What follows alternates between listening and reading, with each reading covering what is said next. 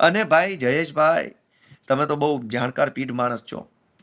મંત્રી અને મુખ્યમંત્રીની ખુરશી છે ને એ સંવૈધાનિક હોદ્દો છે, સંવિધાનથી બનેલી જગ્યા છે.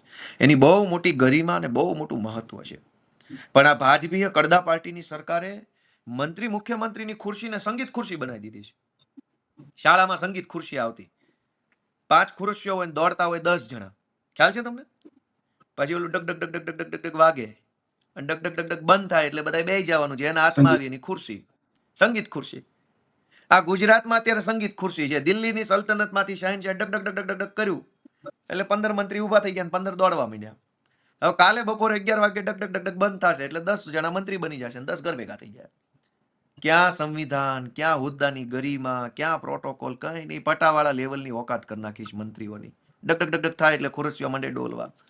સંગીત ખુરશી જેવી મંત્રીની ખુરશી છે, સર્કસ જેવી સરકાર છે. આમાં જયેશભાઈ હું મારે તમારે ચર્ચા કરવાની કયો? હું આમાં ચર્ચા કરવાની? ક્યાંય છે સરકાર? સર્કસ, સંગીત ખુરશી હાલે છે. મંત્રી બેચારો પટાવાળા લેવલનો ના નથી પાડી શકતો કે કાકા હું રાજીનામું નહીં આપું, અને માગી લીધું રાજીનામું. એનો અર્થ એવો